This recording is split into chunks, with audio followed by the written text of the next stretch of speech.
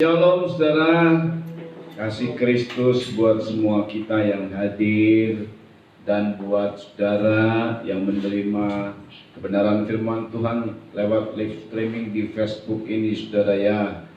Saudara, kita akan membaca di dalam Alkitab kita pada Injil Yohanes. Kita melihat dan kita membuka Injil Yohanes pasal 20. Saudara, kita akan membaca pada ayat 24 sampai dengan 29. Yohanes pasal 20 ayat 24 sampai dengan 29.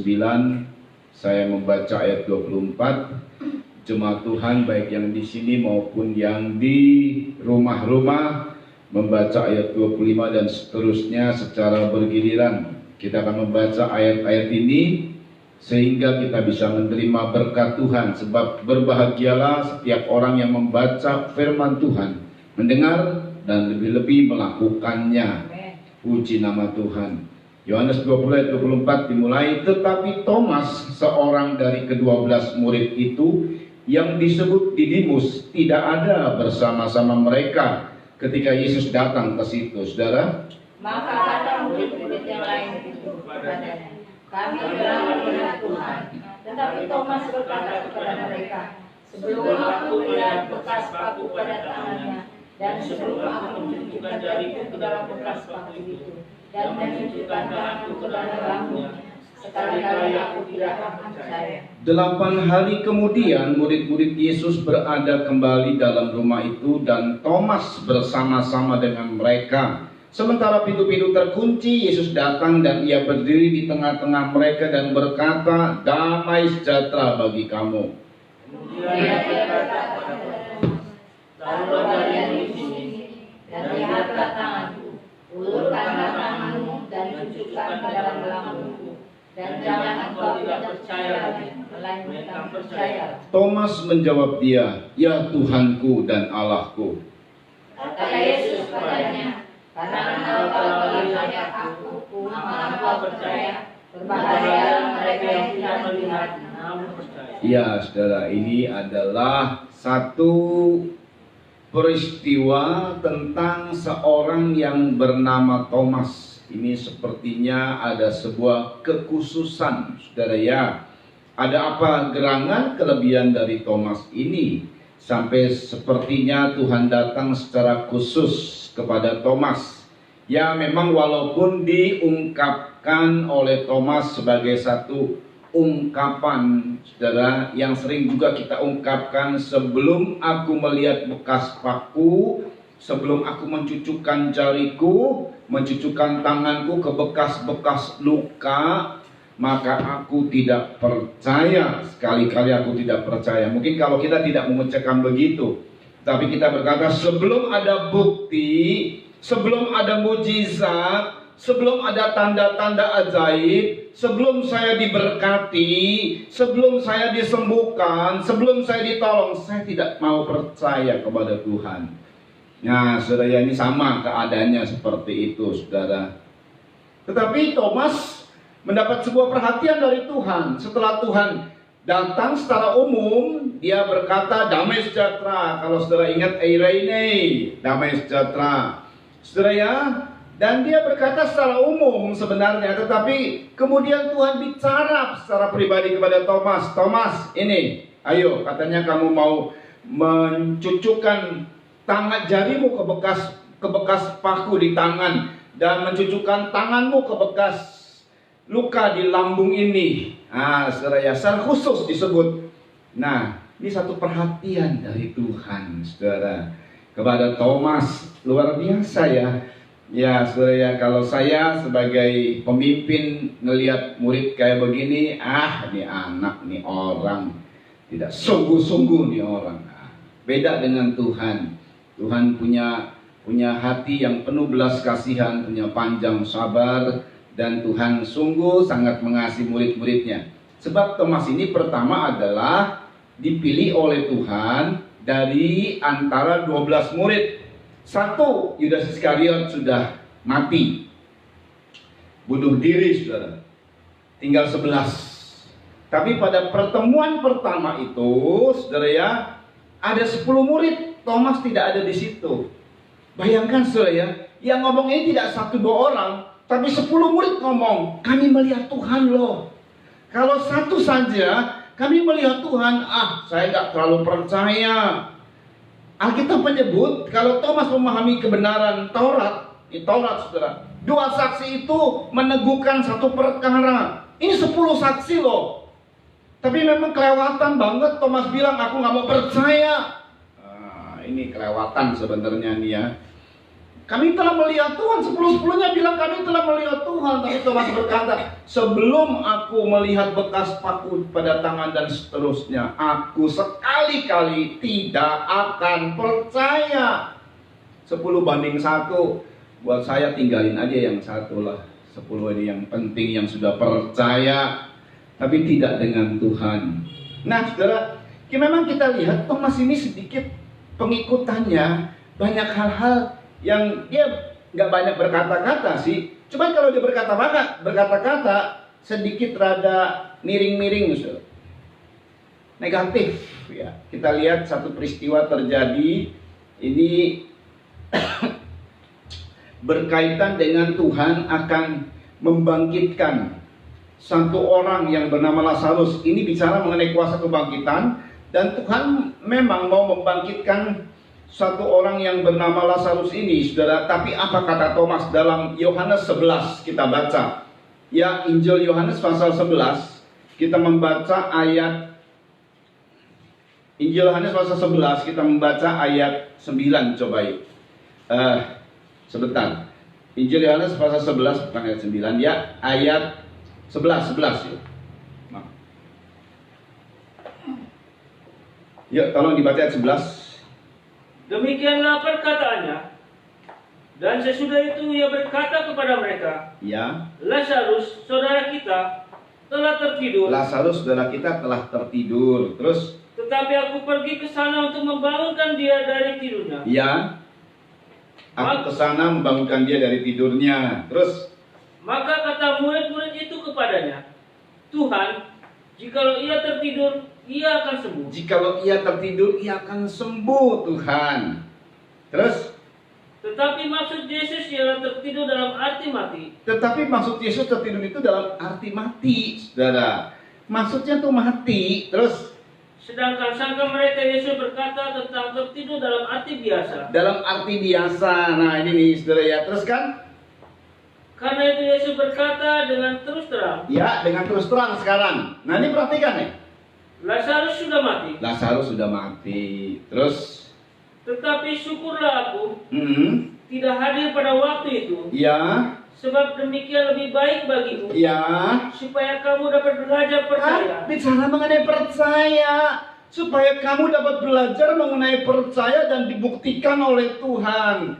Tapi Thomas ini memang selalu Kristen yang nggak bisa pikirannya ini nggak bisa jauh ke depan, soalnya nggak bisa memandang hal yang rohani. Begitu dia bilang, dia udah mati Lazarus. Sekarang kita ke sana.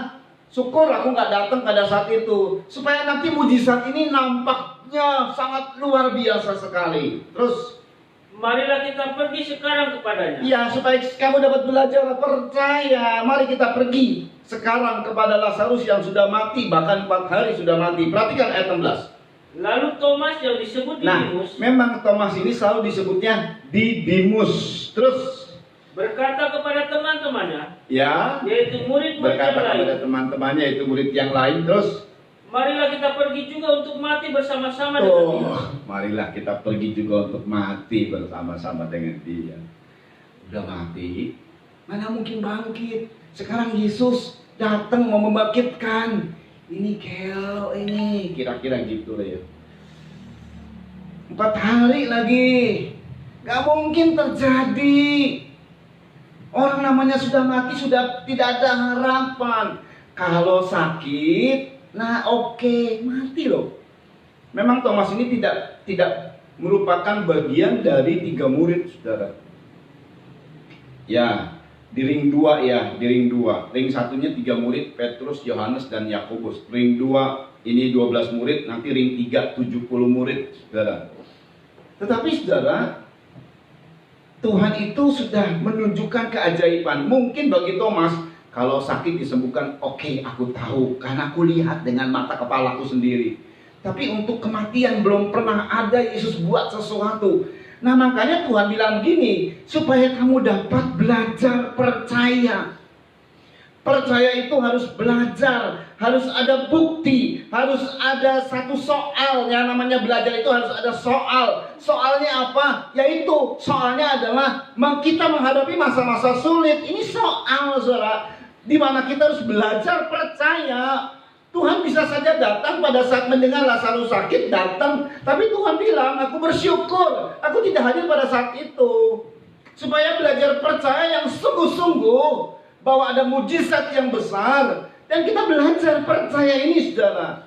Semakin percaya kita semakin bertambah, semakin kita lihat keajaiban yang dahsyat. Begitu, saudara ya. Sama kayak halnya kalau kita belajar ilmu, semakin kita menuntut ilmu yang tinggi, semakin kita naik derajatnya, semakin kita menjadi orang yang dipandang oleh orang lain. Sama juga yang namanya belajar dalam hal yang rohani. Sebagai saudara menghadapi kesulitan yang lebih sulit, itu semakin kita akan melihat bahwa saat kita percaya kita ditambah, dan kita menjadi sesuatu yang bisa melihat hal-hal yang lebih dahsyat lagi dari hal-hal yang sebelumnya. Jadi kalau ada kesulitan-kesulitan yang terjadi, mari kita selalu bersyukur seperti Tuhan ini. Aku bersyukur tidak hadir saat itu 4 hari loh. Tapi apa kata Thomas? Nggak nyampe dia, ini pandangannya nggak nyampe. Yuk kita mati sama-sama sama dia. Sebab nanti kalau didoain dan nggak bangkit-bangkit, kita digebukin sama orang, dibunuh bahkan, pengajaran sesat ini. Tapi Thomas gak kenal Yesus, saudara ya, kurang mengenal. Makanya karena tidak kurang mengenal, ya kurang percaya. Ya, tapi Tuhan tahu apa yang diomongin sama Thomas, Tuhan tahu, cuekin aja. Nah, itu yang menjadi baiknya dia, Thomas ini apa? Biarpun keadaannya tidak percaya, tapi tetap ikut. Ya itu tadi, udahlah, resikolah. Kalau mati-mati aja sama-sama yuk. Nggak mentok. Ini pikirannya mentok, saudara. Nggak nyambung, nggak bisa melihat lebih jauh lagi. Ini bayangin ya, dia seperti mempengaruhi murid-murid kan sebenarnya. Dia bilang sama murid-murid, marilah kita pergi yuk, biar mati bersama-sama dengan dia. Ini kalau murid-murid bilang, oh gitu ya, aduh, ini gimana nih kita mati bersama-sama dengan dia? Tapi ya udahlah, kayaknya kira-kira murid-murid juga udahlah, matilah, tanggung, saudara. Ya ini pengaruh dari Thomas ini bisa mempengaruhi banget, saudara. Nah ini selalu negatif pikiran. Tapi yang keadaannya ini, yang ada pada Thomas, tetap aja ikut. Orang nggak percaya loh. Kalau saudara mengikut orang yang saudara nggak percaya, kira-kira mau ikut terus nggak? Enggak lah. Tapi Thomas ikut terus. Ikut aja lah. Biarpun kurang percaya. Kalau aku tidak mencucukan, ya akhirnya dia pernah, makanya kan dalam pertemuan satu kali dia absen. Ya mungkin karena tadi, mana mungkin. Makanya begitu absen ini karena dia tidak percaya, jadi mempengaruhi kan. Tapi kita lihat pada saat murid-murid bilang begitu, lalu dia datang lagi. Saudara, saya sangat tertarik dengan angka 8 ini. Kita ulang sedikit ya di situ ya. Dalam Injil Yohanes tadi. 8 hari, ini dia angka 8 ini menarik sekali, saudara. Ya, Yohanes 20 tadi, saudara ya. Haleluya. Di Yohanes 20 kita membaca pada ayat 26. Yuk dibaca. Perhatikan ya. 8 hari kemudian murid-murid Yesus berada kembali dalam rumah itu. Ya. Dan Thomas bersama-sama dengan mereka. Sementara pintu-pintu terkunci, Yesus datang dan ia berdiri di tengah-tengah mereka. Ya, luar biasanya 8 hari kemudian Thomas bersama-sama dengan mereka. Haleluya. Jadi ini tadi kan, karena mungkin dia Yesus akhirnya kan mati tuh. Udahlah, murid-murid masih terus rajin, terus datang. Thomas males. Dah, sorry deh. Hari ini saya nggak mau live streaming dulu. Nah, gitu ya. Kalau kita nih ya, nggak mau ibadah dulu. Tapi murid-murid dapat sesuatu dari Tuhan karena dia melihat tubuh kebangkitan. Dia cerita sama Thomas. Ini Thomas sudah antipati sebenarnya, sudah mulai-mulai apa ya? Sudah mulai-mulai berkurang imannya, sudah mulai-mulai merosot imannya, saudara. Tapi waktu mendengar gini ada rasa penasaran mungkin ya. 8 hari kemudian murid-murid kumpul, Thomas ada di situ. Berarti ini penasaran. Thomas ini penasaran. Angka 8 hari ini adalah menunjuk kepada angka apa, saudara? Sedikit kita membaca, sebenarnya Thomas akhirnya merubah sikap. Kejadian 17 ayat 12 sampai 14. Nah ini angka 8 hari ini, saudara ya. Jadi angka 8 hari ini penting sekali. Seandainya 8 hari itu pada hari ke-8 atau 8 hari kemudian itu, di 8-nya ini nih, Thomas tidak mengambil sikap untuk datang kepada Tuhan, bahaya, saudara. Kejadian 17 ayat 12 sampai 14, kita baca sebentar di situ.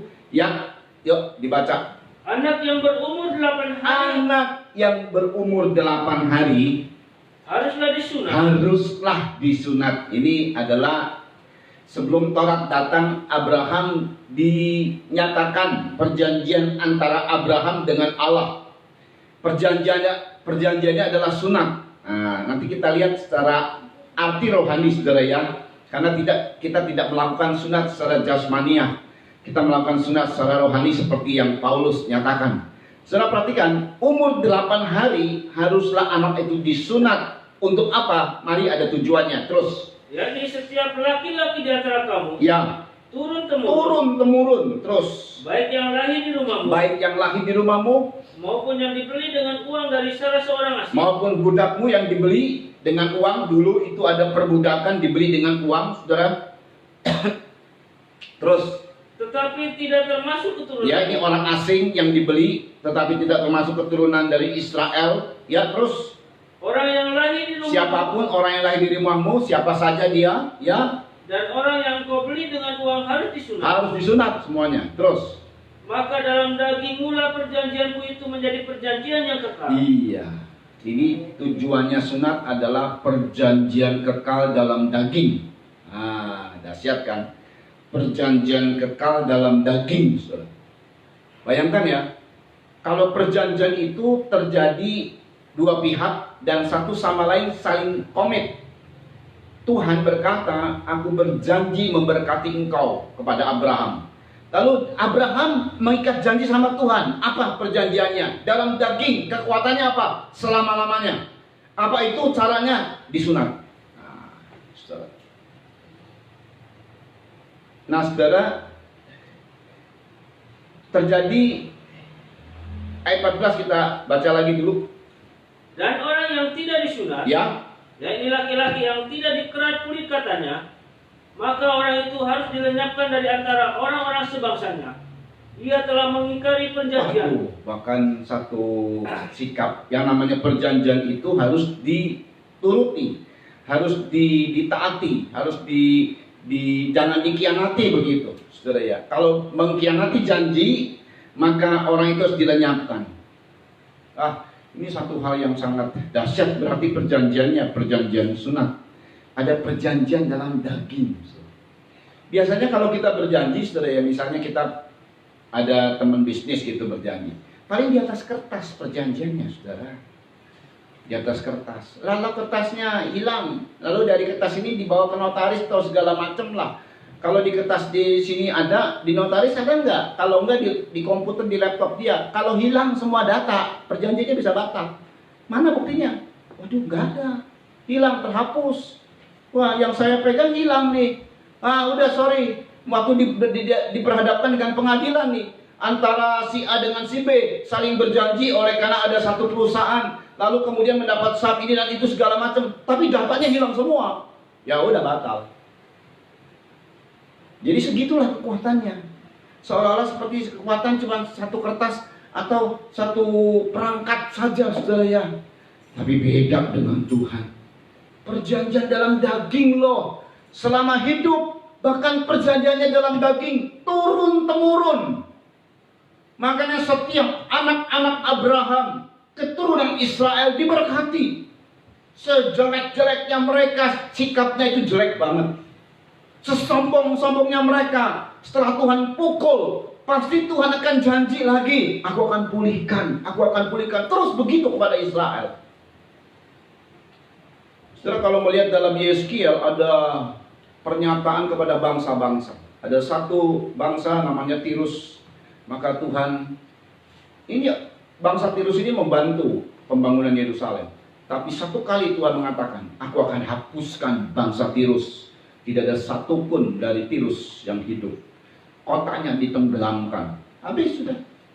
Jadi ada memang bangsa-bangsa di zaman purbakala yang tidak ada di zaman sekarang ini. Karena Tuhan berkata tidak ada ampun dia. Beda dengan Abraham dan bangsa yang diturunkan oleh Abraham. Berulang-ulang kali menyakiti hati Tuhan. Tuhan pukul dengan begitu hebat dan keras. Tapi di samping dia memukul, dia selalu berkata, satu kali aku akan pulihkan. Wow. Kenapa? Oh, katakanlah begini. Udah kadung terlanjur Tuhan berjanji sama Abraham. Kalau enggak berjanji sama Abraham, habis. Israel itu enggak ada namanya Israel di bangsa ini. Enggak ada yang namanya Yahudi. Serius, saudara. Gara-gara perjanjian dengan Abraham. Dan Allah itu memegang janjinya, saudara. Sedangkan pihak dari keturunan Abraham selalu melanggar janji, mengkhianati janji, menyakiti hati Tuhan. Puji Tuhan, Tuhan bilang, kamu, kita ini adalah keturunan Abraham lewat darah Kristus. Haleluya. Nah, saudara, ya ini dia. Sunat ini ini sudah dilakukan oleh Abraham, makanya keturunannya pun akan memiliki janji yang kekal dalam daging, bahkan keturunan kita semuanya mendapatkan berkat dari Abraham dengan perjanjian sunat. Nah, sekarang sunat yang di dalam perjanjian baru, karena perjanjiannya dibaharui. Saudara ya. Dalam perjanjian baru, dalam Kolose 2 ayat 11 sampai 15, ini sunat yang dimaksud. Haleluya. Kolose 2 ayat 11 sampai 15. Perhatikan, yuk dibaca. Dalam dia kamu ya. telah disunat, Ya. bukan dengan sunat yang dilakukan oleh manusia, tetapi dengan sunat Kristus. Tetapi dengan sunat Kristus, ya. Yang terdiri dari penanggalan akan tubuh yang berdosa. Ini dia maksudnya, terdiri dari penanggalan tubuh yang berdosa. Itu sikap pertobatan. Nanti lebih jauh lagi kita lihat. Mari. Karena dengan dia kamu dikuburkan dalam baptisan. Itu dia, saudara, saat kita mengalami baptisan air, kita dikuburkan sehingga kita tanggalkan tubuh yang berdosa itu. Haleluya. Jadi bagaimanakah sunat rohani itu? Baptisan air. Terus. Dan di dalam dia kamu turut dibangkitkan. Kamu turut dibangkitkan. Makanya baptisan itu saudara disetenggelamkan. Karena di situ mengandung makna dikubur. Orang dikubur itu mesti masuk di dalam tanah. Nggak ada yang kelihatan sedikit pun. Dikubur namanya. Lalu bangkit dari kematian, saudara. Bangkit dari kubur seperti Yesus. Setelah baptisan itu ditenggelamkan lalu keluar dari air. Air itu bagaikan kuburan, saudara ya. Dan itu ditanggalkan semua kehidupan yang berdosa dengan pengaruh-pengaruh dosa. Bahkan dengan penyakit. Yang kadang-kadang ada penyakit keturunan. Kalau kekuatan baptisan itu begitu dahsyat sekali, kalau itu terjadi pada seseorang, termasuk penyakit-penyakit keturunan itu bisa ditenggelamkan, bisa dikubur di situ. Ada satu kebangkitan yang dahsyat dari Tuhan. Lewat kita keluar dari air. Ini baptisan ini begitu hebat sekali sebenarnya, saudara ya. Terus kepada kerja kuasa Allah. Kepada kerja kuasa Allah yang telah membangkitkan dia dari orang. Inilah kaitan dengan kebangkitan Kristus ya. Kamu juga meskipun dahulu mati oleh pelanggaranmu. Meskipun dahulu mati oleh pelanggaranmu. Dan oleh karena tidak disunat secara lahir. Ya. Telah dihidupkan Allah bersama-sama dengan dia. Ya. Sesudah ia mengampuni segala pelanggaran. Sesudah ia mengampuni segala pelanggaran kita, saudara. Teruskan. dengan menghapuskan surat hutang Iya, yang oleh ketentuan-ketentuan hukum mendakwa iya. dan mengancam kita. Dahsyat banget Tuhan kita, saudara ya. Syukur kita memiliki Tuhan Yesus. Teruskan. Dan itu ditiadakannya dengan memakukannya pada kayu salib. Terus. Ia telah melucuti pemerintah-pemerintah dan penguasa-penguasa dan menjadikan mereka tontonan umum dalam kemenangannya atas mereka. Ya, itu adalah dalam baptisan air.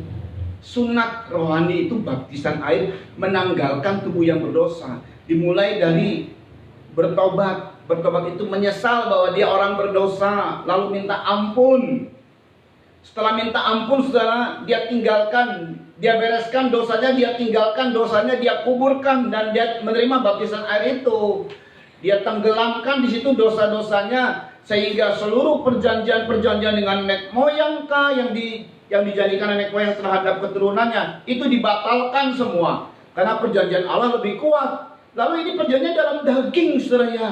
Dahsyat banget. Dan itu sebabnya pada saat kita dibaptis, kalau baptisannya itu kuat, saudara, maka sungguh-sungguh ada hidup yang betul-betul baru, ada pemikiran yang baru, ada hal-hal yang baru yang luar biasa, saudara. Bahkan sampai ketentuan-ketentuan yang mengancam kita ini dari hutang-hutang dosa, semuanya itu dipakukan, saudara. Ada kebebasan. Oleh karena ada kuasa kebangkitan dalam diri kita lewat baptisan air. Itu sunat secara rohani. 8 hari itu artinya mengalami baptisan air, mengalami sunat rohani. Ini terjadi atas Thomas. Haleluya. Dia pada saat hari ke-8 dia hadir. Haleluya. Sebab kalau dia tidak mengambil momen ini, kalau dia tidak mengambil waktu ini, kalau dia tidak mengambil kesempatan ini, ada sesuatu yang bisa merenggut Thomas. Ini Thomas sudah gak percaya nih. Thomas sudah mengungkapkan, mulai dari perjalanan hidupnya, dia ikut Yesus, tapi selalu pikirannya negatif. Kan kayak kita juga kan ya, kadang-kadang ikut Yesus, setia kepada Tuhan, tetapi banyak kali kita berpikiran negatif. Mati deh gue. Kita berpikiran negatif, wah gagal dah saya, nggak percaya bahwa Tuhan sudah menolong banyak. Memang ada sesuatu yang nggak masuk akal, sesuatu yang rasanya mana mungkin. Tetapi saudara, yang namanya Tuhan itu ada kedahsyatan yang luar biasa. Tapi begitulah keadaan Thomas. Tetapi satu kali dia mengambil kesempatan di hari ke-8 dia hadir. Dia mengambil sikap untuk mau disunat secara rohani. Dia mengambil sikap untuk menanggalkan segala sesuatu yang berkaitan dengan tubuh yang berdosa. Dia betul-betul bertobat. Luar biasa ini Thomas, saudara. Lalu kemudian, saudara, dia ada di situ. Makanya dari situlah Tuhan perhatikan dan Tuhan ngomong. Seandainya Thomas tidak ada di situ, maka akan diambil oleh kuasa. Dan angkanya pun 8. Wahyu 17 ayat 11 sampai 14. Saudara, kuasa ini, karena Thomas sudah tidak percaya kepada Tuhan, ini adalah satu kesempatan untuk kuasa ini mengambil Thomas. Dan angkanya 8. Wahyu 17 ayat 11 dimulai. Mari dibaca. Dan binatang yang pernah ada dan sekarang tidak ada itu, Ya, ia sendiri adalah raja ke-8. raja ke-8. Ada angka 8 di situ. Ini adalah antikris. Antikris akan mempengaruhi siapapun orangnya yang tidak mengambil kesempatan untuk mengarahkan diri kepada Tuhan. Hidup ini adalah kesempatan. Kalau dia tidak mengambil kesempatan yang baik, maka satu kali iblis yang akan ambil kesempatan. Terus. Dan namun demikian satu dari ke-7 itu, dan ia menuju kepada kebinasaan. Terus. Dan ke-10 tanduk yang telah kau lihat itu adalah 10 raja. Terus. Yang belum mulai memerintah, tetapi 1 jam lamanya mereka akan menerima kuasa sebagai raja. Terus. Bersama-sama dengan binatang itu. Bersama-sama dengan binatang. Binatang ini adalah raja ke-8. Angka 8 ini. Terus. Mereka seia sekata. Ini kelompok, saya sebut saja ya 10 raja ini seperti kelompok Illuminati, begitulah kira-kira. Mereka seia sekata. Ini yang menguasai dunia sekarang ini di politik, di ekonomi, dan sekarang yang ada dalam COVID-19 Corona. Ini bisa saja dibuat oleh manusia, saudara. Dan ini ada tujuan. Tetapi sorry ya, sekuat-kuat apapun mereka, pasti yang menang adalah pengikut anak domba Allah. Karena disebutkan di 14. Yuk. Kekuatan dan kekuasaan mereka berikan kepada binatang itu. Lalu diberikan kepada antikris, kekuasaan dari Illuminati yang telah menguasai dunia. Tetapi ayat 14 perhatikan. Mereka akan berperang melawan anak Kelompok antikris akan berperang melawan anak domba. Terus. Tetapi anak domba akan mengalahkan Sorry mereka. ya, sekuat apapun mereka, tetapi anak domba akan mengalahkan mereka. Haleluya. Terus. Karena ia adalah Tuhan di atas. Karena ia adalah Tuhan di atas segala Tuhan. Terus. Dan raja di atas segala raja. Ya. Mereka bersama-sama dengan Mereka bersama-sama dengan dia yang menang itu siapa? Kita. Thomas yang hari ke-8 dia mengambil kesempatan. Siapa? Kita yang mengambil kesempatan untuk hidup bagi Kristus. Haleluya. Kita yang mengambil kesempatan, setiap momen itu adalah kesempatan peluang terbaik kita untuk kita percaya kepada Tuhan. Untuk kita terus meningkat percaya kita, belajar percaya kata Tuhan. Dan kita ambil kesempatan itu. Kayak sekolah saudara, kita belajar dan kita ambil kesempatan tiap-tiap hari sekolah. Jadi tiap-tiap hari, setiap ada momen, setiap ada waktu, kita ambil kesempatan untuk lebih percaya kepada Tuhan, untuk lebih meningkat rohani kita. Nah ini Thomas saudara ya, akhirnya dia tanggalkan semua. Dulunya dia begitu tidak percaya. Yuk kita mati aja sama-sama dengan dia. Tetapi saudara, setelah dia dengar, sekalipun dia berkata rasanya, kalau aku tidak mencucukkan jariku, kalau aku tidak mencucukkan tanganku, sekali-kali aku tidak percaya. Tapi hari ke-8 dia mengambil kesempatan itu. Haleluya. Mungkin kita ada bukti-bukti kita kurang percaya kepada Tuhan, bukti-bukti kita kurang ajar sama Tuhan. Mungkin ada hal yang begitu, terlalu jasmania keduniawian kita. Hari ini adalah kesempatan buat kita. Jangan sampai antikris yang mengambil kita. Tiap waktu itu ada kesempatan, saudara. Mari kita ambil kesempatan untuk Tuhan, kesempatan untuk melayani Tuhan. Haleluya, saudara. Dan makanya mereka yang bersama-sama dengan dia, dengan anak domba itu adalah kita yang mengambil kesempatan. Termasuk di situ, dalam diri situ adalah Thomas. Terus, yuk mereka dari mulai mereka bersama-sama. Mereka bersama-sama dengan dia juga akan menang. Ya. Yaitu mereka yang terpanggil, yang telah dipilih, yang dipilih, dan yang setia. Haleluya. Kita sudah dipanggil, saudara ya. Sudah dipilih, sudah. Saat kita penuh dengan Roh Kudus, maka sudah dipilih. Dan tinggal setia. Ya, amin, saudara. Setia itu adalah orang yang tiap-tiap saat momen itu diambil. Setia. Terus begitu. Saudara ya, ada momen buat melayani diambil, ada momen buat beribadah diambil, ada momen buat membaca Alkitab, ada waktu membaca kitab diambil, menyembah Tuhan diambil. Itu dia terus momen-momen itu, saudara ya. Haleluya. Tentu diawali dengan sikap yang sungguh-sungguh bertobat, saudara, dan menenggelamkan semua dosa. Baptisan Roh Kudus dibangkitkan oleh Tuhan, ada hidup yang baru. Itu akan membuat kita semakin terus diberkati. Kita dikuatkan, belajar percaya. Momen itu terus kita ambil, terus kita ambil. Haleluya. Di tengah-tengah kesulitan, saudara, mungkin rasanya otak kita juga masih belum mampu, tapi mau terus ada dalam hadirat Tuhan. Haleluya. Mau terus ikut Tuhan. Haleluya. Itu dia, saudara. Sehingga iblis gak bisa ngambil. Waktu itu iblis gak bisa ambil. Kita mungkin nggak percaya. Ada satu ungkapan, sedikit ya, mungkin ungkapan ini pentinglah kita sampaikan. Mazmur, ada ungkapan orang sampai akhirnya mencetuskan sesuatu. Ini pengalaman sebabnya sih, pengalaman saudara. Pengalaman ini sama-sama lah kita juga alami kayak begini nih. Diawali sebenarnya Mazmur 73 ayat 1, orang ini tulus hati, baik hati, saudara. Tapi hidup dari hari ke hari, minggu ke minggu, bulan ke bulan, tahun ke tahun. Kok begini terus ya hidup saya ini yang sudah menjaga hatinya tulus, bersih. Ayat 1 dimulai. Ya, sudah ya, yuk dibaca. Mazmur Asaf. Ya. Sesungguhnya Allah itu baik. Allah itu baik. Ya, terus. Bagi mereka yang tulus Ya hatinya. ini awalnya nih tulus hati, saudara. Terus. Bagi mereka yang bersih hatinya. Ya makanya kenapa Thomas dipilih? Orang ini tulus memang. Orang ini bersih hatinya. Tapi hari demi hari dia hadapi, saudara. Ya sama kayak ini ayat 2.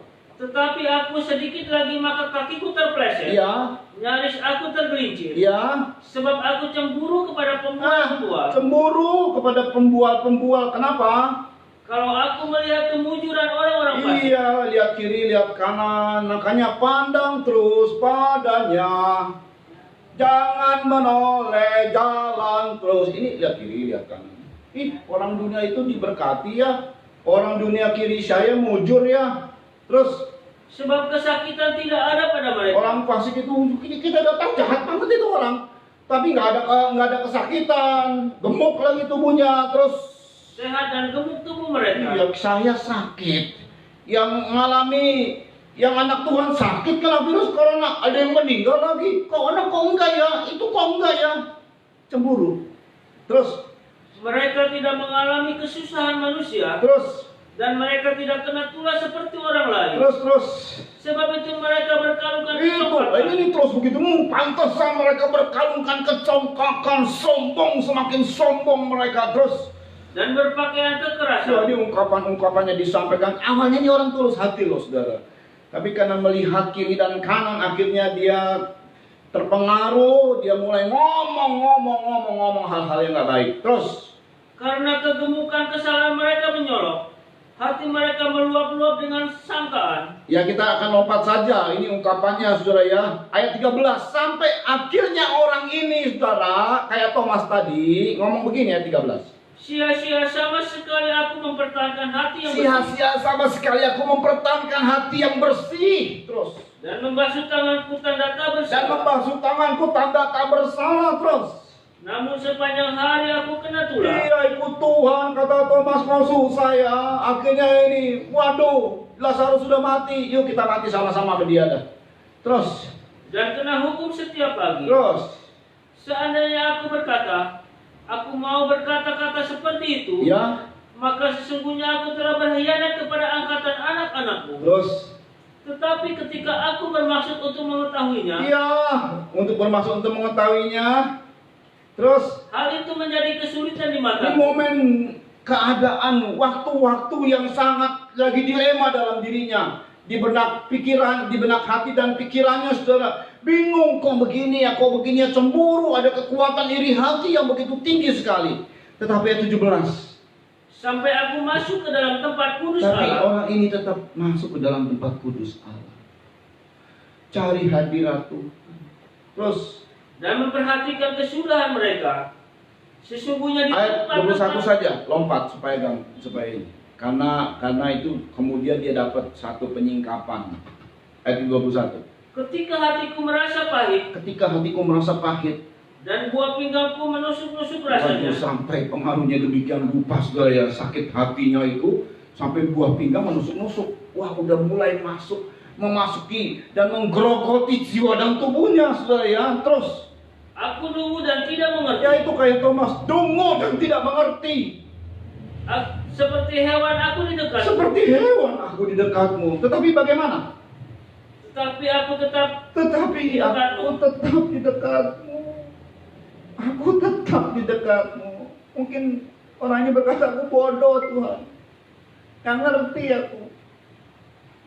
Tapi aku tidak mau jauh darimu. Aku tetap di dekatmu seperti Thomas. 8 hari dia mengambil kesempatan datang ke persekutuan.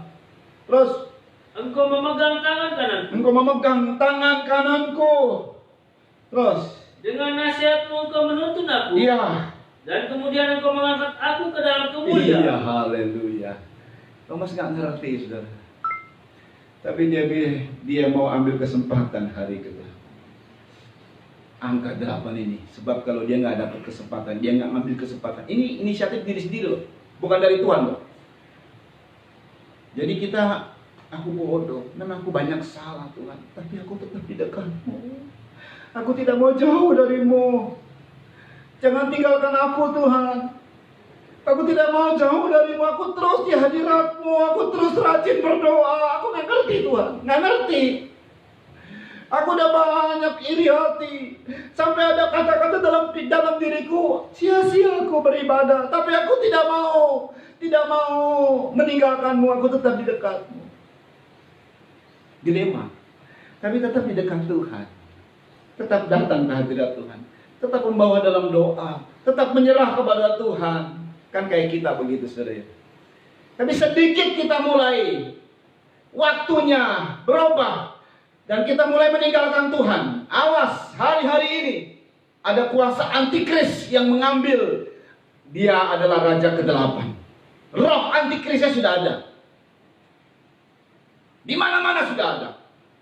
Jadi saat kita memang jujur, banyak kali kita sulit untuk percaya. Tidak mudah untuk percaya, tetapi kita tetap dekat Tuhan. Kalau kita mulai renggang dan jauh, habis kita diambil oleh antikris. Karena nanti akan cuma 2 kelompok saja. Kristus dan antinya. Tidak ada kelompok tengah. Tidak ada poros tengah. Tidak ada kelompok non-blok. Dipaksa oleh kedua kekuatan. Baik Kristus maupun antikristus. Itu yang lebih memaksakan diri. Thomas hari ke-8 dia ambil. Oh haleluya, dia datang kepada Tuhan. Karena dia datang itulah. Aduh Thomas, engkau menjadi anak manis, kau mengambil sikap menanggalkan semua. Ini masih belum ngerti loh Thomas. Tapi dia mengambil sikap menanggalkan semua hidup yang berdosa. Ya saudara, kepada siapa lagi kita berharap? Saudara, kalau dilihat murid-murid, rasanya kalau saya sebagai guru, saudara ya, kepada murid-murid yang modelnya kayak begini semua, kecewa.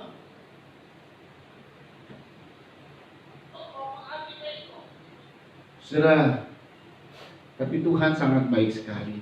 Dia sabar, dia sabar. Tetapi kita yang mengambil inisiatif loh. Tuhan tuh udah sabar. Tapi kita jangan terus jauh dari dia, dekat sama dia. Ayo dekat sama dia. Banyak hal yang kadang-kadang murid-muridku ini ngeluh, anak-anakku ini ngeluh kata Tuhan. Ngeluh, isinya cuma keluhan mulu. Tapi tetap datang sama Tuhan. Haleluya. Tetap datang dan menangis. Oh haleluya. Tetap menyerahkan diri kepada Tuhan. Tetap percaya kepada Tuhan. Karena dalam benak pikirannya, kepada siapa kami harus menaruh nasib dan hidup kami? Hanya kepada perkataan-perkataan-Mu Tuhan. Banyak yang ngerti sih, tapi kepada Engkau saja. Tidak mau meninggalkan-Mu Tuhan. Haleluya. Nah, ini Thomas. Hari ke-8 dia datang. Tuhan bilang, Thomas, mari tunjukkan pada bekas paku di tanganku. Tunjukkan tanganmu ke bekas tombak di lambungku.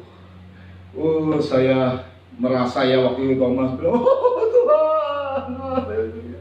Ampuni aku Tuhan. Oh, Tuhan sayang sekali sama Thomas. Tuhan sayang juga sama kita. Ya, saudara ya. Saudara, memang Thomas ini disebutnya selalu Didimus. Arti dari Thomas sendiri adalah anak kembar. Nah, saudara ya. Arti dari Thomas sendiri itu adalah anak kembar. Didimus juga adalah anak kembar. Twin adalah anak kembar. Tapi yang ikut Yesus siapa? Thomas. Kembarannya mana? Saudara. Jadi Thomas itu dapat anugerah. Yang namanya anak kembar kan cenderung wajahnya sama, lalu apalagi yang sama? Sifat. Kalau si A, si kembar si A ini minta baju kotak-kotak, si B pasti mintanya baju kotak-kotak. Dan orang tua cenderung akan memberikan kepada mereka apapun yang sama, cenderung. Ini anak kembar. Tapi kalau kita lihat Thomas, hanya Thomas saja, kembarannya nggak ada. Saudara, kalau kita lihat di murid Yesus juga ada Yohanes dan Yakobus, itu bersaudara, kakak beradik. Saudara. Mereka tidak kembar, kakak beradik. Artinya, toh murid Yesus kalau memang mau ada Thomas, ya ada kembarannya, ya di situ juga bisa. Tuhan nggak milih-milih kasih. Saudara, Thomas pasti dia dapat kemurahan, dapat anugerah. Kembar loh. Kalau misalnya sifatnya beda, pantas lah. Ini kembarnya hampir mirip, saudara. Ya, serupa tapi tidak sama. Nah, peristiwa ini pun terjadi di zaman nenek moyangnya Israel. Siapa saudara yang kembar? Yakub dan Esau. Esau dan Yakub ini kembar. Saudara, sebenarnya Esau dan Yakub ini kembar. Lalu Tuhan beri kemurahan kepada Esau yang lahir duluan, sehingga sama seperti hal itu ya. Tuhan beri kemurahan kepada Thomas, kembarannya nggak tahu kemana. Tuhan beri kemurahan untuk zaman perjanjian lama ini kepada Esau yang lahir duluan, sehingga Esau menjadi anak sulung. Dia menjadi anak sulung dan memiliki hak kesulungan. Sudah begitu Esau pun disayangnya sama Ishak yang sebagai sumber pemberi berkat. Yakub disayangnya sama ibunya Ribkah. Ribkah tidak memberi apa-apa, oleh Ishak ya, dan ini istrinya Ribkah, saudara ya. Yakub disayang sama Ribkah, ibunya. Ibunya tidak mendatangkan berkat atau tidak sumber berkat. Yang memberkati itu adalah ayahnya. Udah anak sulung, momennya ini bagus nih, peluangnya bagus banget. Udah anak sulung, udah disayang sama sumber yang memberi berkat, saudara. Tapi sayang, peluang-peluang yang bagus itu diabaikan. Nah, satu ketika Esau sudah berburu dan lapar, lalu Esau menghirup makanan. Kejadian pasal 25 ayat 29. Yuk dibaca. Cepat ya. Kejadian 25 ayat 29. Pada suatu kali Yakub sedang memasak sesuatu. Lalu datanglah Esau dengan lelah dari padang. Ya. Terus Kata Esau kepada Yakub, berikanlah kiranya aku menghirup sedikit dari yang merah-merah itu. Ya. Karena aku lelah. Kehidupan kita pasti mengalami kelelahan. Tapi jangan gara-gara kelelahan kita menghilangkan berkat yang hebat untuk sepiring makanan atau untuk hal yang jasmani yang bergunanya cuma sementara. Jangan jadi bodoh kayak Esau. Terus, itulah sebabnya namanya disebutkan Edom. Terus, tetapi kata Yakub, jualah dahulu kepadaku hak kesulungan. Ini semua momen, semua waktu, bicara mengenai waktu, saudara, kesempatan, peluang. Terus, saud Esau, sebentar lagi aku akan mati. Kan bodoh banget Esau ngomong begitu. Lah Esau sama Yakub itu jaraknya cuma sekian detik bedanya. Lah kalau dia mau mati berarti dia udah tua. Kalau dia udah tua banget, dia ngomong gitu pantas. Sebentar lagi aku akan mati. Terus, apakah gunanya bagiku hak kesulungan itu? Tapi mungkin ini Esau mengungkapkan ini karena dia pikir peluangnya besar. Buat dia peluangnya udah kuat. Apa gunanya kesulungan? Dia main-mainkan Yakub lah kira-kira begitu. Sebentar lagi aku akan mati. Candaan lah kira-kira. Terus kata Yakub, bersumpahlah dahulu kepadaku. Maka bersumpahlah ia kepada Yakub, dan dijualnya hak kesulungannya kepadanya. Ya terus. Lalu Yakub memberikan roti dan masakan kacang merah itu kepada Esau. Ya, Brenabon. Terus ia makan dan minum. Jangan salah, jangan menyalahkan Brenabon. Saya suka Brenabon. Ya. Terus lalu berdiri dan pergi. Ya. Demikianlah Esau memandang ringan hak kesulungan itu. Nah, ini sementara dalam keadaan lelah, lalu peluang yang besar itu dijual. Ini bicara peluang. Thomas bicara peluang. Waktu hari ke-8. Peluang pertama dia nggak dapat. Peluang selanjutnya di hari ke-8 dia ambil. Ah, bagus. Esau tidak. Udah dapat peluang yang besar, dapat jaminan yang kuat dari ayahnya, gara-gara sepiring makanan, gara-gara jasmania, maka dijual hak kesulungan. Pada hak kesulungan ini berkat ganda. Hak kesulungan ini didahulukan apapun juga. Ih, dahsyat banget. Gara-gara peluangnya yaitu tadi lelah. Lalu dia berpikir bahwa di atas kertas, katakanlah begitu, dia kuat. Dia lupa bahwa ada saksi Tuhan yang jadi saksi. Ini kelihatannya Esau kayak seperti canda sama Yakub. Sebentar lagi aku akan mati. Apa gunanya? Dalam pikirannya, lu mau curi-curi hak sulungan? Sorry, Ishak sayang sama saya. Saya anak pertama. Nggak bisa digugat itu. Bodohnya Esau. Ada Tuhan yang jadi saksi. Makanya Ibrani 12 ungkapan untuk Esau ini. Ayat 14, supaya kita cepat saja. Ini nih, jangan ada dalam diri kita seperti Esau. Aduh saudara, ayat 14 dimulai. Berusaha hidup damai dengan semua orang. Berusaha hidup damai dengan semua orang. Esau itu nggak mau berdamai dengan Yakub sampai matinya.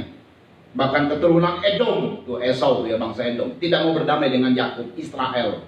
Terus, dan kejarlah kekudusan. ya, Sebab tanpa kekudusan tidak seorang pun akan melihat damai dan hidup kudus, dua hal ini. Terus, jagalah supaya jangan ada seorang pun menjauhkan diri dari kasih karunia. nah, menjauhkan diri dari kasih karunia. Thomas pernah menjauhkan diri dari kasih karunia lewat persekutuan.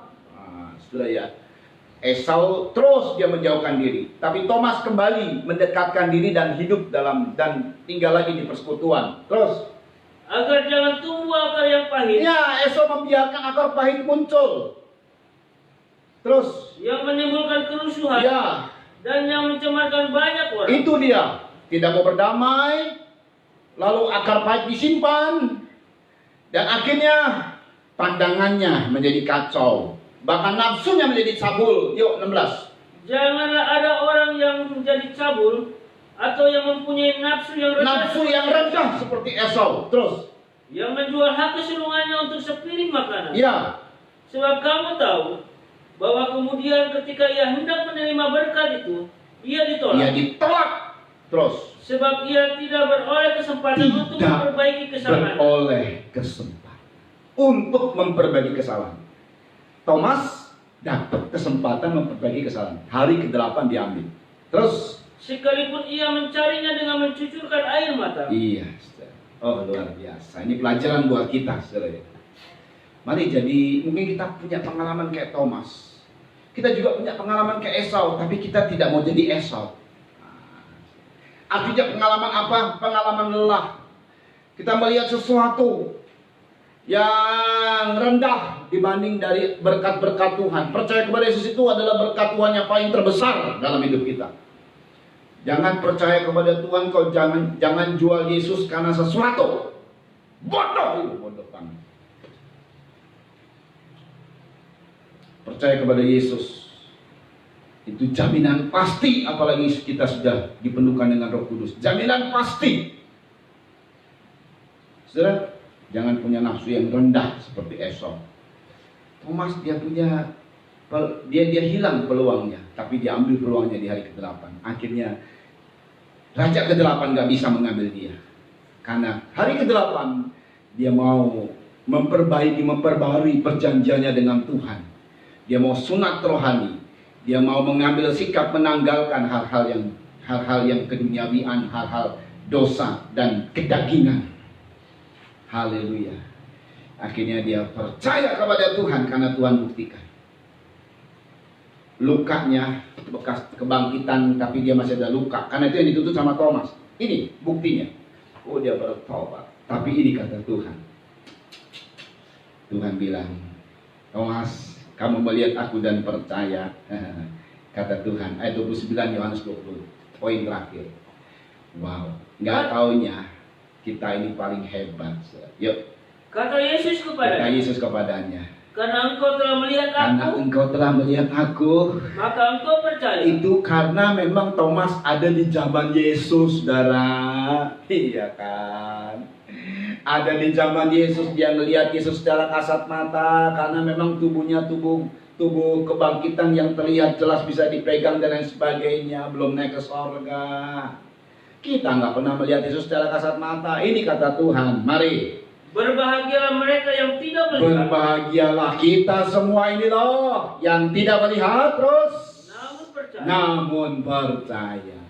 Secara kasat mata kita nggak pernah melihat Yesus karena Yesus sudah naik ke sorga dengan tubuh kemuliaannya, dengan tubuh kebangkitannya, tubuh yang bisa dipegang tapi dalam kemuliaan yang ada dalam Roh Kudus. Pribadi Yesus Yang ketiga adalah Roh Kudus. Dia turun dan memenuhkan kita sehingga kita berkata, ada Yesus dalam hatiku. Semua orang dalam waktu yang sama berkata, ada Yesus dalam hatiku. Memang tidak terlihat dengan kasat mata, tapi kita percaya. Tuhan bilang, kamu lebih berbahagia. Tuhan bilang, kamu lebih berbahagia. Dan selanjutnya saudara, kalau kita belum menerima bukti dari Tuhan, Tuhan menolong kita, tapi tetap kita percaya. Tuhan bilang, kamu lebih berbahagia daripada Thomas. Kamu lebih berbahagia daripada murid-murid Yesus. Saat kita belum menerima apa-apa dari Tuhan, tapi tetap kita percaya. Tuhan di sorga akan jempol, ini anak-anakku yang dahsyat. Anak-anakku yang dahsyat. Kita dalam penderitaan kita, tapi tetap kita menyembah kepada Tuhan. Mungkin dengan cucuran air mata kita berkata, kau baik Tuhan. Tuhan bilang, orang-orang inilah yang menjadi pilihanku. Haleluya. Makanya kita biasakan hidup ini jangan dengan apa yang kita lihat, apa yang tidak kita lihat. Ayat terakhir, ini ungkapan Paulus. Paulus juga hidup setelah Yesus naik ke sorga. Kalau Thomas tadi hidup bersama-sama dengan Yesus, Paulus hidup setelah Yesus naik ke sorga. Jadi untuk teladannya buat orang-orang yang percaya sekalipun tidak melihat Yesus, seperti Paulus teladannya. Paulus hanya lihat Yesus pun dalam kemuliaan, saudara. Tidak secara kasat mata, tidak bisa pegang dan lain sebagainya. 2 Korintus 4 ayat 16 sampai 18 ayat terakhir. Atau ayat 18 dulu. 2 Korintus 4 ayat 18 dulu dibaca. Yuk. Sebab kami tidak memperhatikan yang kelihatan. Kami tidak memperhatikan yang kelihatan. Ini harus kita biasakan. Kami tidak memperhatikan yang kelihatan. Kenapa? Melainkan yang tak kelihatan. Melainkan yang tak kelihatan. Mengapa? Karena yang kelihatan adalah sementara. Yang kelihatan adalah sementara. Hidupnya hidup sementara di dunia ini saja. Tetapi sedangkan yang tak kelihatan adalah kekal. Yang tak kelihatan adalah kekal. Nah, bagaimana orang-orang yang memperhatikan yang tak kelihatan ini? Dan ini prinsip hidup Paulus, ayat 16. Sebab itu kami tidak tawar hati. Orang-orang yang begini sikapnya, nih perilakunya, pola hidupnya tidak tawar hati sekalipun. Tetapi meskipun manusia lahiriah kami semakin merosot. Ya, kalau ada yang sakit, mungkin engkau semakin merosot, engkau tidak perlu tawar hati. Terus percaya kepada Yesus, karena engkau hidup hal-hal yang tak kelihatan. Ini menjadi pola hidupmu, menjadi mindsetmu. Oh, luar biasa, engkau akan mengalami kekekalan, saudara. Ya, terus apa lagi? Namun manusia batinia kami dibaharui dari sehari ke Ya, sehari. kadang-kadang kita mengalami kesulitan, apalagi sekarang ini di COVID-19, semakin lama semakin kapan ya selesai. Sudah banyak orang yang miskin, jatuh miskin, kemiskinan di mana-mana, saudara. Ada banyak lagi yang terjadi. Tapi jangan khawatir. Ya, sekalipun namun manusia batinia kami dibaharui dari sehari ke sehari. Kita semakin diperkuat. Tuhan tahu kebutuhan saudara. Satu kali Tuhan mengungkapkan satu cetusan. Kalaupun Tuhan akan buat seperti zaman Israel dahulu, setiap keluarga di pagi-pagi hari, kalau memang gak ada makanan, maka di pagi-pagi hari ada embun yang berubah jadi mana. Tuhan bisa buat seperti itu. Tapi itu hanya untuk keluarga, anak-anak Tuhan. Yang lain embunnya tetap embun. Tetapi buat anak-anak Tuhan, karena mana itu berasalnya dari embun. Begitu jatuh ke kemahnya orang Israel, jadi mana dia? Jadi keras dan jadi mana? Yang lain begitu matahari keluar, menguap, habis. Wow, luar biasa. Bisa Tuhan buat begitu. Gampang sekali. Ya, saudara ya, mari dari hari ke hari batinnya kita dibaharui. Terus, Sebab penderitaan ringan yang sekarang ini mengerjakan bagi kami kemuliaan kekal. Oh, haleluya. Terus, yang melebihi segala-galanya. Haleluya. Jauh lebih besar daripada penderitaan. Jauh lebih besar dari penderitaan kami ini. Oh, ada hal yang jauh lebih besar, lebih mulia. Jangan jual yang lebih mulia dengan hal yang gak guna di dunia ini. Mari bertahan. Cinta Tuhan selalu. Cinta Tuhan selalu. Tuhan tidak akan pernah mengecewakan kita. Tuhan sayang sama kita. Kalau Thomas, Tuhan sayang. Apalagi saudara. Saudara nggak pernah melihat Tuhan, tapi saudara tetap percaya betapa Tuhan menyayangi kita. Haleluya. Haleluya. Mari kita datang kepada Tuhan. Kita nyanyikan hidup ini adalah kesempatan. Mendidih. Sambil kita persiapkan diri kita. Semua yang ada perjamuan kita siapkan diri kita. Hidup ini adalah kesempatan. Hidup ini adalah kesempatan. Hidup ini untuk melayani. Hamba bawa dan persembahkan ini kepadamu. Di dalam nama Yesus adalah perjamuan suci menjadi kudus bersama dengan apa yang diangkat oleh anak-anakmu di listrik ini. Di dalam nama Yesus Kristus menjadi berkat dan kami bersekutu dengan tubuh dan darah Kristus. Ada perjanjian dalam daging kami lewat tubuh dan darah Kristus. Kami terima tubuh dan darah Kristus di dalam nama Yesus Kristus. Mari bagikan tubuh dan darah Tuhan. Hidup ini untuk melayani Tuhan. Jangan sia-siakan waktu yang nanti. Hidup ini terimalah tugas yang diserahkan buat kita.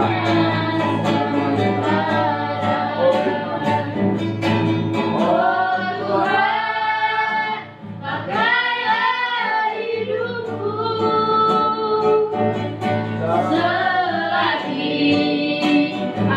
selagi aku masih kuat. Kita berdiri semua. Bila saatnya nanti ku tak berdaya lagi, hidup ini sudah jadi berkah. Oh Tuhan, pakailah hidupku. Oh Tuhan, pakailah hidupku Selagi aku masih kuat. selagi aku Peluang kita waktu masih kuat. Haleluya. bila saatnya nanti ku tak berdaya lagi, hidup ini sudah jadi berkah.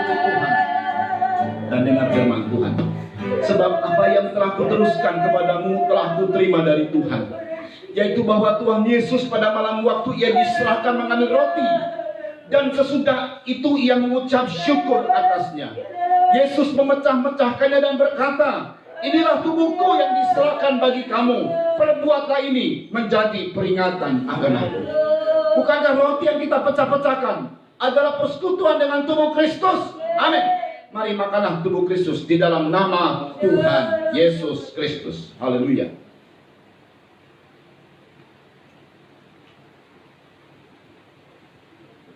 Mari angkat cawan minuman yang bersedia Kristus. Demikian juga Yesus mengambil cawan sesudah makan lalu berkata, cawan ini adalah perjanjian baru yang dimeteraikan oleh darahku. Perbuatlah ini setiap kali kamu meminumnya menjadi peringatan akan aku. Sebab setiap kali kamu makan roti ini dan minum cawan ini, kamu memberitakan kematian Tuhan sampai Dia datang. Perjanjiannya dibaharui dan pembaharuannya lewat darah Kristus. Haleluya, dahsyat sekali. Meterainya darah Kristus, darah. Itu sebabnya percaya. Bukankah cawan pengucapan syukur yang atasnya kita ucapkan syukur adalah persekutuan dengan darah Kristus? Amin. Minumlah dengan percaya darah Kristus dalam nama Tuhan Yesus Kristus. Minumlah. Oh haleluya. Oh haleluya. Mari kita menyembah Tuhan. Oh kami dah worship dari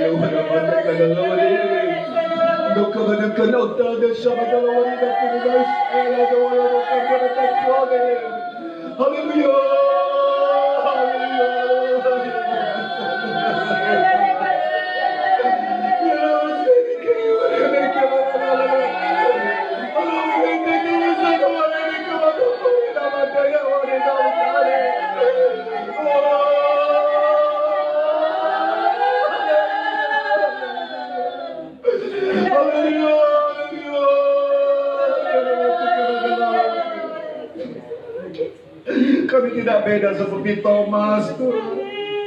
Kadang-kadang kami putus asa dalam hidup. Kadang-kadang kami berkata sudahlah mati saja. Kadang-kadang kami lelah dan penat. Kami juga tidak berbeda dengan Esau. Ada banyak hal yang kami buang, waktu-waktu yang berharga bersama dengan Tuhan kami buang. Lalu kami mengambil yang sepertinya kelihatannya hebat pada hari itu, hanya rendah nilainya. Kami tidak berbeda dengan mereka, Tuhan. Tapi kami mau seperti Thomas yang hari ke-8 dia mengambil kesempatan untuk tetap bersama dengan Tuhan. Momen dan peluang-peluang ini kami mau ambil sekarang, Tuhan. Sekalipun kami belum mengerti banyak hal tentang dirimu, sekalipun jujur kami kadang kurang percaya dan mengeluh, tetapi kami mau tetap bersama denganmu di hadiratmu. Haleluya. Kami mau tetap menyembahmu, Tuhan. Haleluya. Haleluya. Dan terima kasih hari ini kami mendapatkan satu mindset, satu pola hidup. Haleluya. Haleluya. Kami mau belajar untuk prinsip hidup kami berubah dari apa yang dahulu yang kami mintanya bukti-bukti. Tapi sekarang kami akan hidup yang tidak kelihatan karena sifatnya kekal. Engkau menyediakan hal kemuliaan yang besar dibanding dari penderitaan yang sekarang ini. Haleluya, haleluya. Ya Rabbah kamdu basyaikan aina wa sadaq. Haleluya, lakukan aina tasdiq aku prode nama Allah. Kami percaya keajaiban akan berlaku juga buat semua anak-anakmu di seluruh dunia bahkan. Haleluya, haleluya. Di masa-masa sulit kau mampu menolong untuk jutaan, puluhan juta, ratusan juta anak-anakmu. Terima kasih kerana kami kukunilas. Ada makiat utrai na irasi inu kelada waratas. Bagi kunat kenatrada. Lauri binasi itu kedina ini lehironan. Aro kenal keliro kula utrada na mayoradas. Meru dimuter na klire kirene uridas.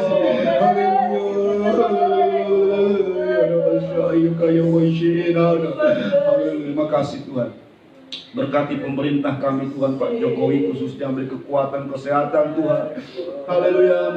Demikian juga wakilnya Pak Maruf Amin, para menteri yang ada, Pak Terawan khususnya Tuhan, berkemuran kepadanya dan mendapat ide yang brilian dari bawahannya dan semua di universitas yang memang didanai untuk meneliti virus corona ini Tuhan. Mari Tuhan ada satu dari kami yang bisa mendapatkan pertolongan, yang mendapat ide brilian. Haleluya.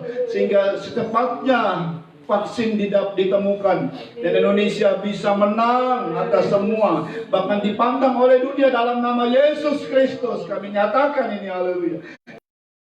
Semua yang merongrong pemerintah di dalam nama Yesus, kuasa-kuasa yang merongrong pemerintah di dalam nama Yesus, kami patahkan kuasa-kuasa itu. Haleluya. Biar pemerintah bisa bekerja dengan baik Tuhan.